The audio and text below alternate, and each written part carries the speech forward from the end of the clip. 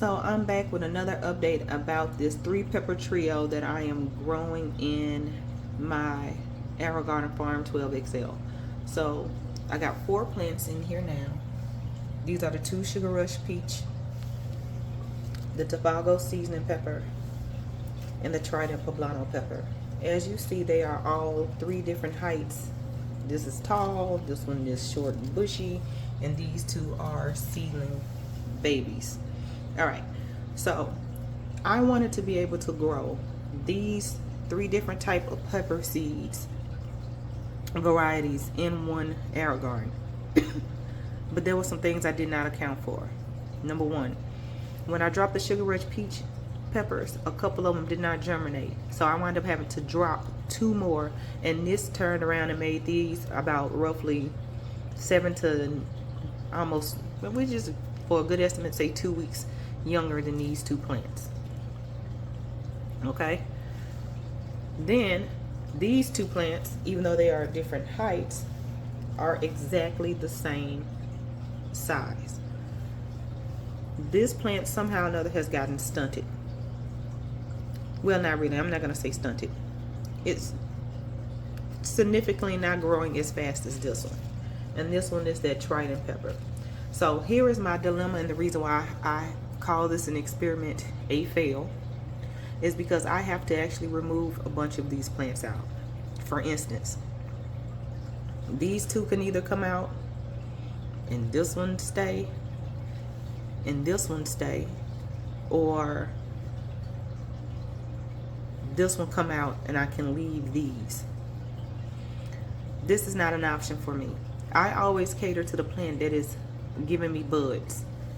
And so what I found myself is in a situation that where I have 3 different plant types in 3 different growth phases. I'll start with the back. These are seedlings, very juvenile, coming in slow. They also getting all of their nutrients sucked up, look at that, by big boy here. This one is 34 days old, 43 days old, and it's showing signs that it's competing for nutrients. You see how nice and beautiful and green these leaves are? Well, getting it up to the top older leaves here, or these leaves here at the top, this new growth is not coming in as nice as dark as this. That means there's not enough nutrients getting to the top of this plant. And here, this plant is tall, green, lush, thriving.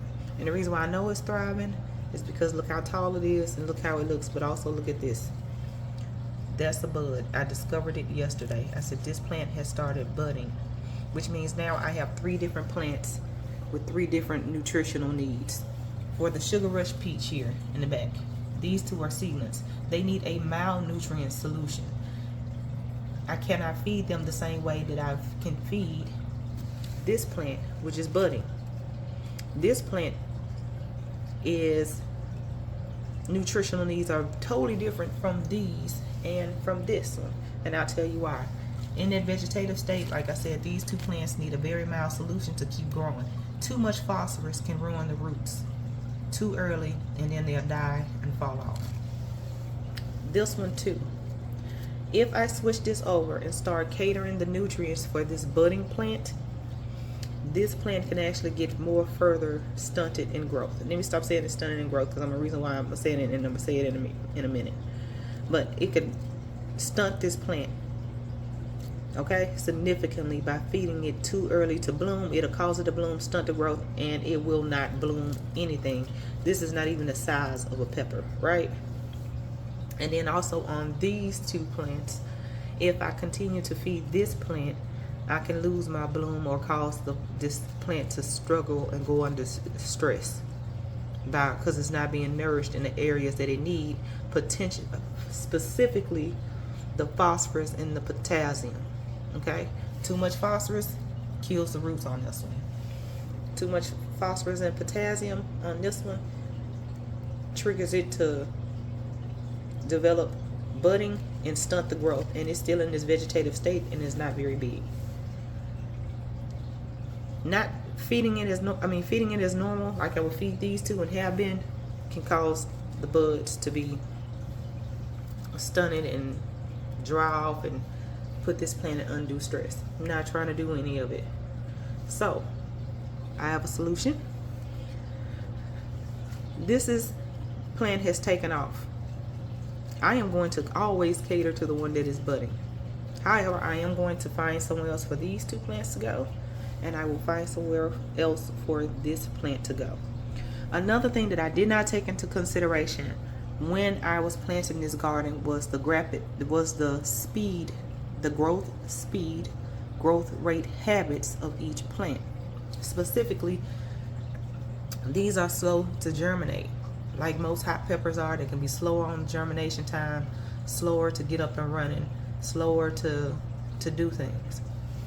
The Tobago seasoning pepper, from my research, seasoning peppers like to stay short, compact, and bush out before they do a growth spurt up. So they like to grow out horizontally first before they do a vertical jump. Okay, and poblano peppers are notorious for being aggressive growers. They grow fast, they grow up, they grow aggressively. So I did not take that into account when I planted these seeds together. So with this 3-pepper experiment and this 1 AeroGarden, I got a lot of learnings, but I am not going to consider this a successful experiment. However, there is one good thing that is going with this experiment. All of these plants right now are still in great shape, still very healthy, and can acclimate to a new environment very well. It's particularly this one and these two. She is going to stay exactly where she is, and I will go ahead on out and change this water and start feeding her like a plant that has buds on it. So I am going to increase that phosphorus and potassium for her.